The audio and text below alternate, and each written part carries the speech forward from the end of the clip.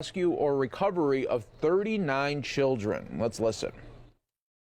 Health Care of Atlanta Medical Director, Dr. Stephen Messner is behind me. Thank you, Doctor, for coming. Let me say a few words, and then Attorney General Carr will say a few words, and then the GBI Assistant Director, John Melvin, will speak, and then after him, Dr. Messner with the Children's Health Care of Atlanta will say a few words as well. So why are we here? We're here because we conducted an operation. As I said, in this geography, we recovered 26 missing and endangered children, and we safely located an additional 13, and we arrested 9 criminals that are involved or were involved with these missing children. In the process, we cleared 26 arrest warrants. We filed additional charges for alleged crimes related to sex trafficking, parental kidnapping, registered sex offender violations, drugs and weapons possession, and custodial interference. Some of the names, and this is not all of them, but some of the defendants, there's one Kirk Waters as an example. He was arrested for being while in the company of one of our recovered children. He was charged with possession of a firearm by a convicted felon. He's incarcerated. His bond has been denied. Zachary Bailey is another name. He was arrested and charged with sex trafficking of a juvenile, among other alleged crimes. He's also incarcerated. And the third name that I'll mention here, as I said, there are others. The third name is Stanson Causey. He was arrested for a probation violation. The original charge was child molestation. He is now also incarcerated. Now, a lot of people contributed to this operation, without whom this operation would not have been successful. I want to personally thank Commander Jim Joyner, who I can see back behind you there, Deputy Commander Dennis Durando, and the Missing Child Unit Chief. She's smiling behind her mask, Chief Darby Kirby. These were all super folks who were instrumental in carrying out this operation, in conducting the training, the planning, and then the actual operation itself being done in a truly noble, professional, and an outstanding way. I'm very proud of what they were able to accomplish in the short time that we were on this operation. Now, as successful as this operation was, there is a harsh reality here, though. And the harsh reality is, gee, why are we doing this in the first place? Why do we have missing, endangered children? The stats are that in every 40 seconds, there is a child abducted in the United States. Every 40 seconds. And so I kind of like to keep the math straightforward. I'll round that up just for grins here today and call it every 60 seconds. That means that every minute that I speak, one child is abducted in the United States of America. According to the FBI stats, they gather stats from around the country that are reported to them. There are over 421,000 missing children that are reported as I stand here now. Of those reported, 90%, 91% actually, are considered endangered runaways. Now you can do the math. That's about 360,000 endangered children in this country. And of that 360,000, 1 in 6 of them, now do the math again, that's 60,000, is likely to become a victim of sex trafficking. 60,000, that's unacceptable. Now these are not children that are in some faraway land. These are children that are not, they're not somebody else's kids, right? I have children, I'm sure many of you do as well. These are not my kids, right? And these are not your kids, but actually they are our kids when it's all said and done. And so we have to accept them as our kids because they are America's children, and they're kids that we need to go and find. Right here in Atlanta, approximately 300 young girls are lured into sex trafficking every month. Now, you can do the math on that as well. That's something that we need to pay attention to and to work harder on, I believe. So this is a priority of the United States Marshal Service. We do a lot of things. As you know, you're standing here in a building that's one of 8 regional fugitive task forces around the United States. We are responsible for bringing to justice about 100,000 fugitives every year, 100,000, in buildings and with people that are engaged in the many deaths that you have your cameras sitting around as I talk here. Okay. But I'll tell you, we're very proud of bringing in fugitives, no doubt about it. But this operation of going and rescuing children, in my view, is far more important.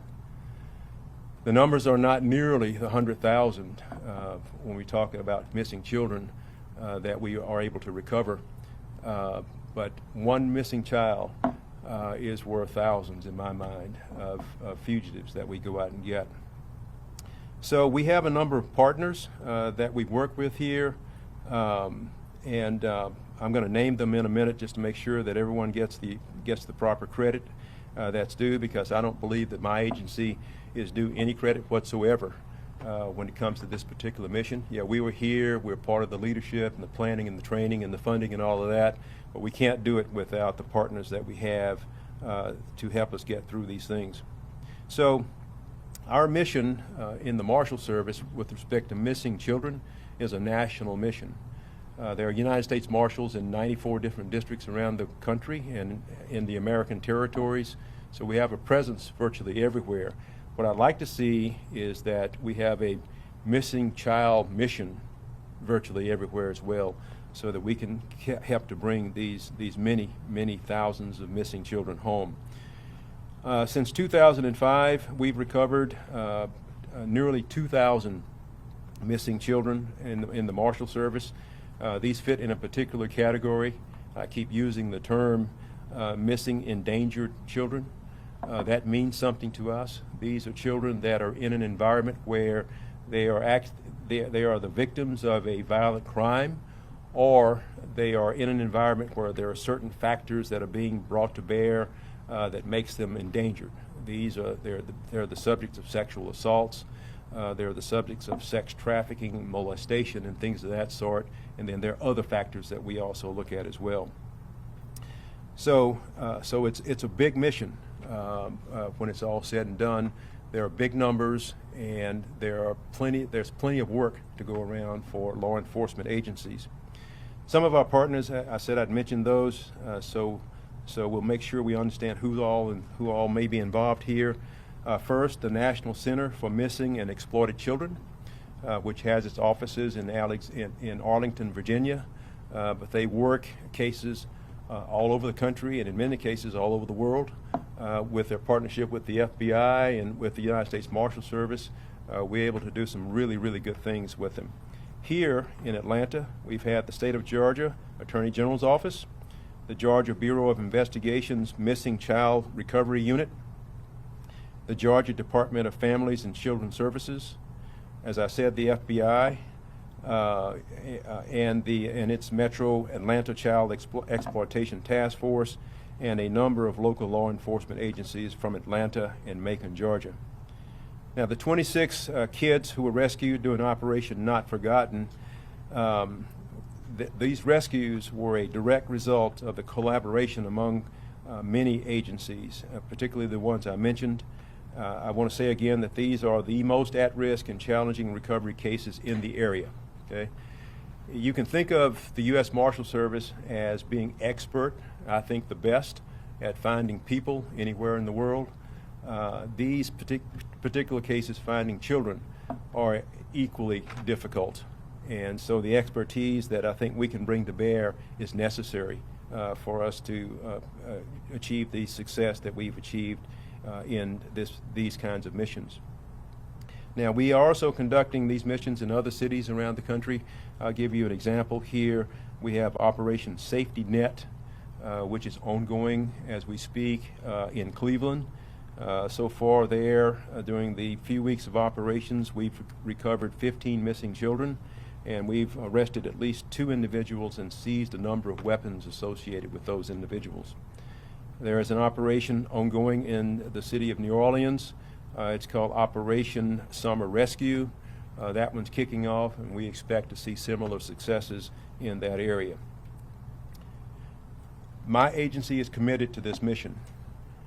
Finding missing children has to be among our highest priorities.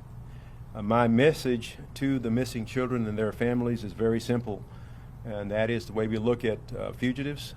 We will never stop looking for you. That's my message. Okay? There is no more meaningful work that law enforcement does than rescuing children. Our children are not for sale, and they are not ever forgotten. And so with that, I'm going to turn over the podium to the Georgia Attorney General, Chris Carr.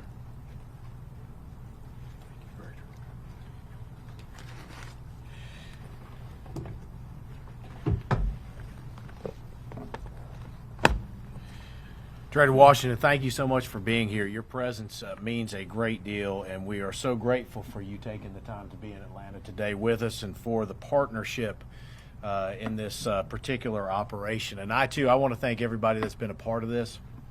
So many different agencies, so many different folks working together, and it truly makes a difference. I do want to say a special thanks to the head of our prosecutions division, John Fowler, and to the head of our human trafficking unit, Hannah Palmquist, and their entire team.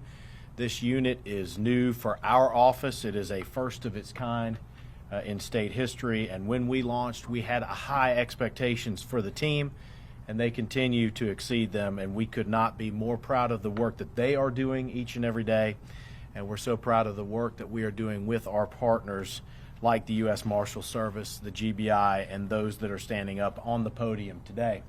To date, our unit has placed 18 victims of domestic minor sex trafficking in rehabilitation services and centers such as the state's Receiving Hope Center, which is operated by Wellspring Living. We've worked cases in 11 Georgia counties. We have indicted 5 traffickers with 8 additional ongoing investigations. Operation Not Forgotten was designed to locate and recover missing and endangered children in Georgia and beyond, including some who were known to be victims of sex trafficking. As a result of this operation, our office has assisted the U.S. Marshal Service and the GBI in placing additional victims in rehabilitation centers, and to date, we have developed 3 new cases with multiple trafficking suspects. We often get asked by the media about the statistics behind trafficking, and they're not so easy to come by. Sex trafficking can be in many ways a hidden crime, one that lives in the shadows. I always go back to the fact that if we can save one child from a life of abuse or sex trafficking, we've done our job. And this operation did that for many, many children.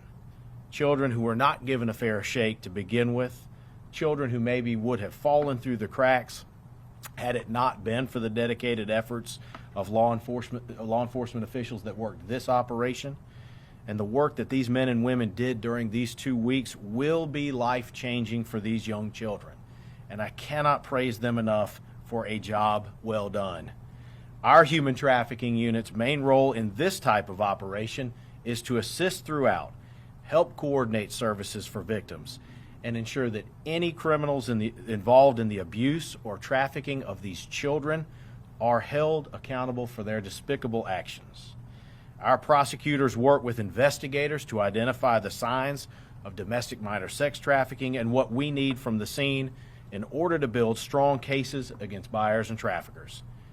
Our criminal analyst and criminal investigator both aid their counterparts throughout the entire process, and our victim advocate acts as the linchpin between the victims and rehabilitative services.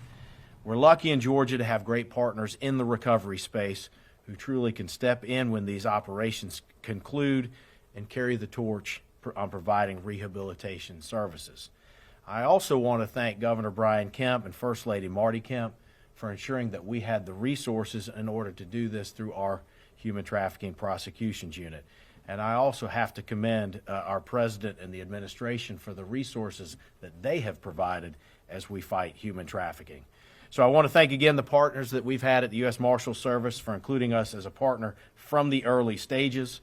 I cannot say enough about Operation Not Forgotten and the men and women behind it. And I believe that the relationships forged as a result of this operation will allow us to save more children and put more buyers and traffickers behind bars. How many lives that we have saved and will have a new and fresh start is how we will measure success. And with that, I will turn it over to Assistant Director of the GBI, John Melvin.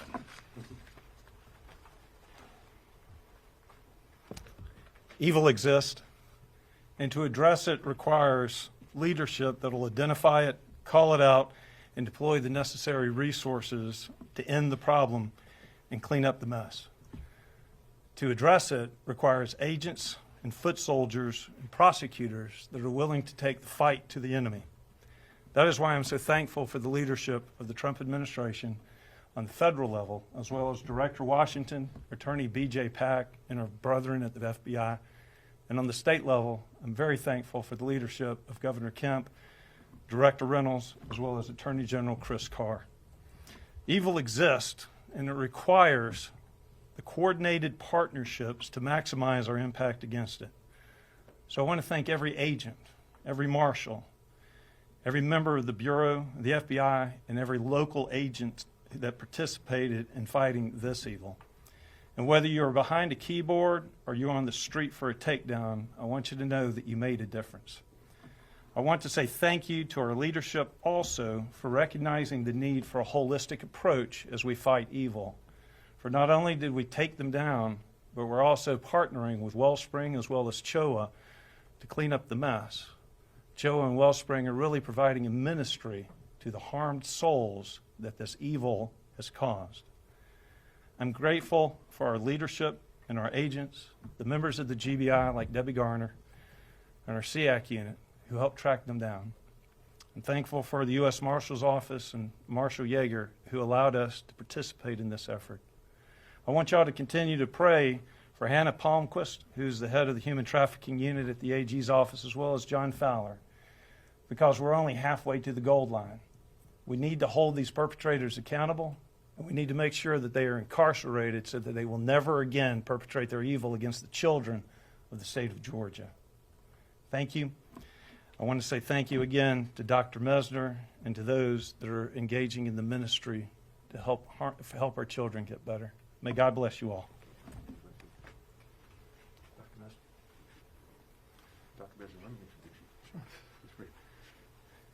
I hate to say this, but I will anyway. Dr. Mesner was a little reluctant to speak with you today, not because he didn't have anything to say, but because he obviously is a person who is rather meek. But the contributions made, when you ask yourself the question, so we've got the U.S. Marshals with guns and badges, we've got the Attorney General with the prosecutions and prosecutors, we've got GBI with, again, guns and badges. But what happens to the children after that? What happens after they're rescued? Well, Dr. Mesner is going to talk to you briefly about what that process is. It's very important to understand that there is a network there that can be depended upon, but we can't do it without people like Dr. Mesner and his organization. Thank you very much. So I'm Steve Messner. I'm one of the child abuse pediatricians at Children's Healthcare of Atlanta. I'm the medical director of the Stephanie D. Blank Center for Safe and Healthy Children. I'd like to thank all of you for allowing us to participate in this operation.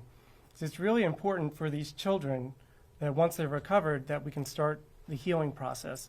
And by involving us at Children's Healthcare of Atlanta, we're able to start that process right from the get-go. So on behalf of all the children who are recovered, I'd like to thank all of you for your efforts that have been put forward. So thank you very much. Thank you, Doctor.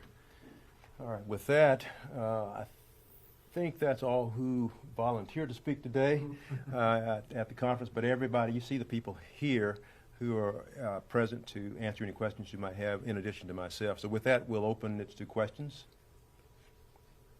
What are some of the locations where the arrests were made? Anybody help with that? Specific locations? In Atlanta. Just a second. I got the experts over here who know all the details. Come on up. Josue Rivera, ma'am, with the U.S. Marshal Service. We had locations all over the state. As far as Atlanta, you're looking at the surrounding counties: Gwinnett, Fulton, Clayton. As far north as Forsyth County. I'd have, it's probably about 20 counties total in the state of Georgia. So I'd have to Can you give us an address, say again. the address of the property No. What do you mean address? where you picked up these? There's 39 recoveries. I mean, I'd have to go back and look through there, but Yeah, if that's really important to you, we can give you what we can give you. Just a few locations, just for video Right. purposes, even if it's, streets. Yes, we'll provide that to you. Thank you. Yeah. Most of these locations is like hotels, motels, or were subdivision homes? various locations. There were some motels where some children were being trafficked. Some were residences, apartment complexes. They ran from motels to apartment complexes. Yeah, there's no particular formula for this. It's just like where you might live. It's all said and done. Thank you. Yeah, sir. Don't go too far. And let me just add before you, the next question. The way these things normally happen is the task force will meet with the various parties involved and discuss the possible names, because there are organizations who know the names of the people that we need to go look for. These, as things go, it becomes a typical investigation where people do what some people call gumshoe work. They will take data and start looking as to where people might be, and then get out and actually go find the folks that are involved. Yes, ma'am.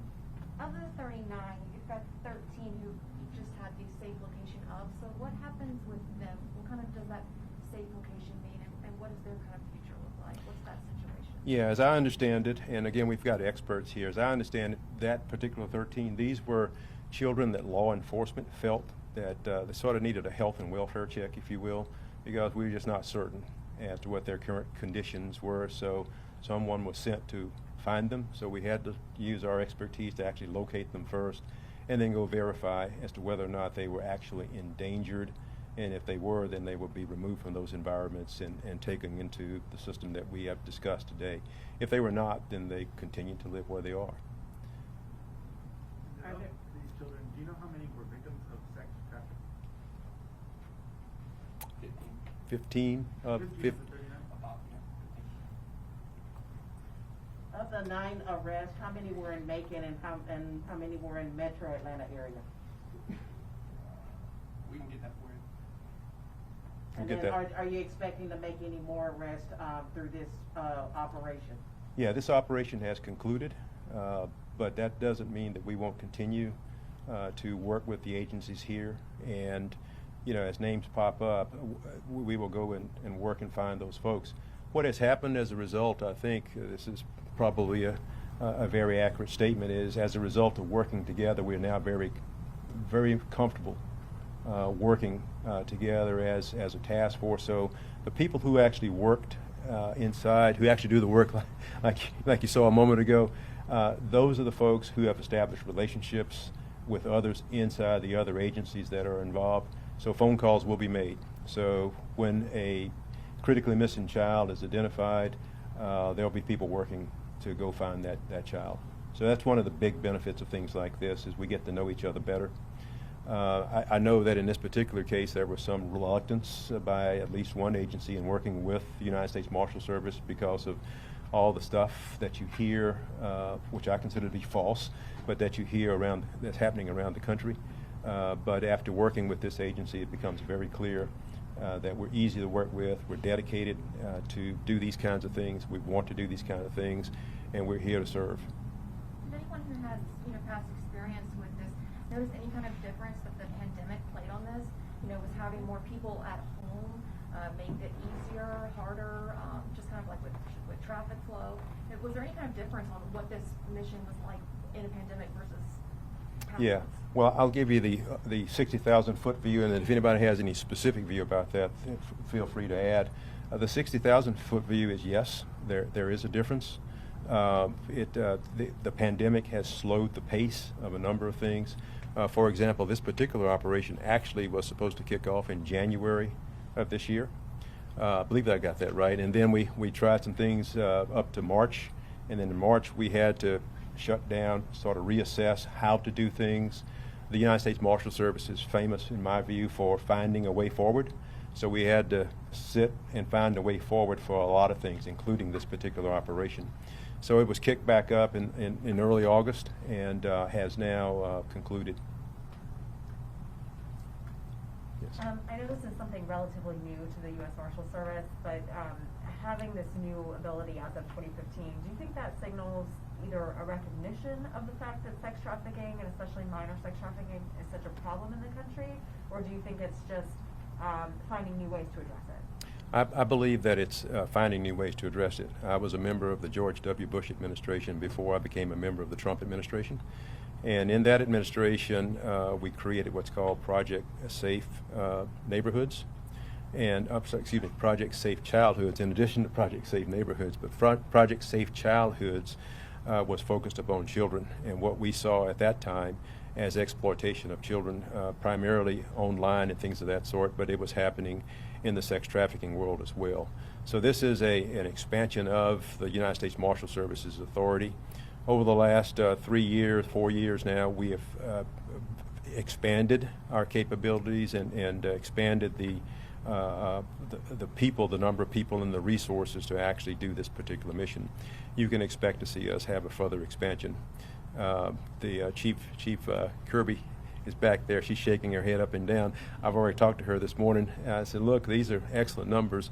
I just want to see 10 times as much. So you're going to see more of these things happening.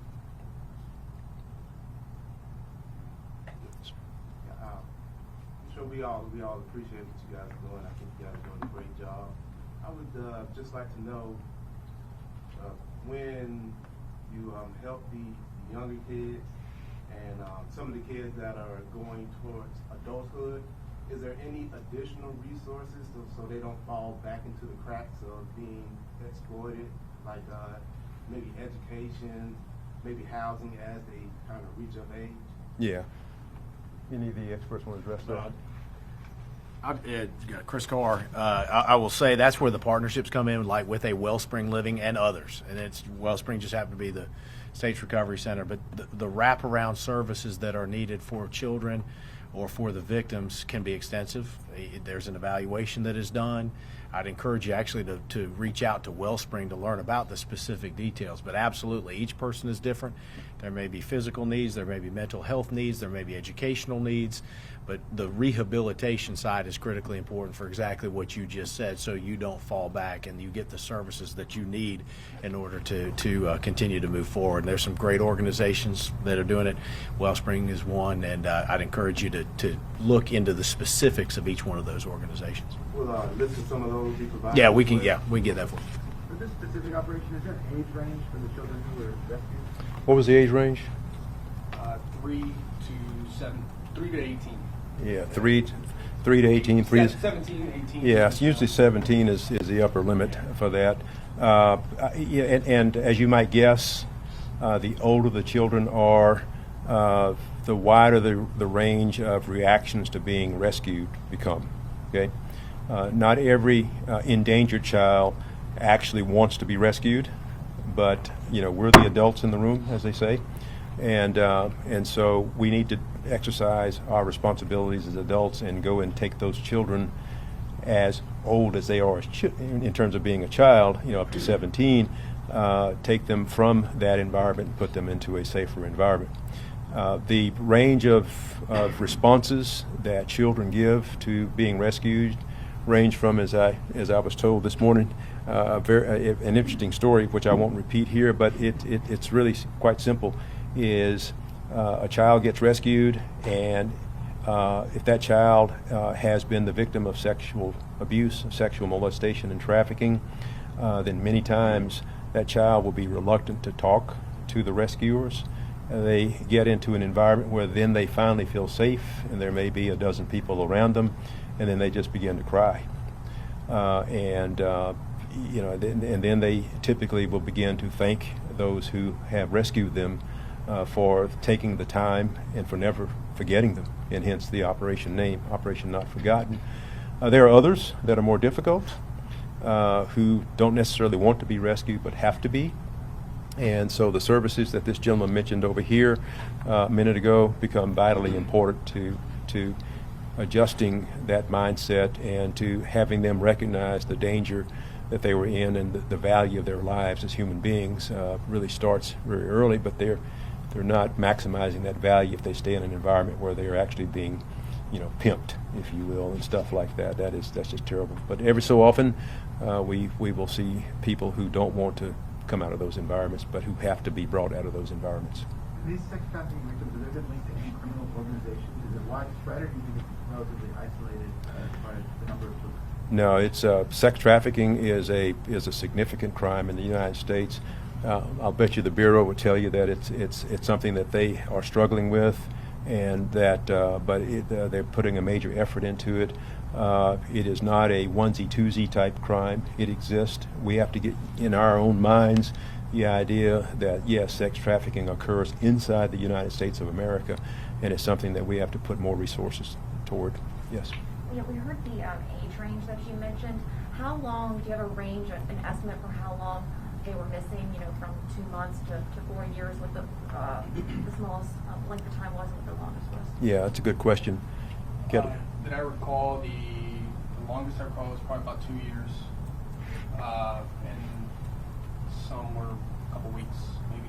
Okay, so we have 3 to 17-year-olds is the age range, and then Couple several weeks. up to Right. 2 years. Right. Okay. Thank you. Last question?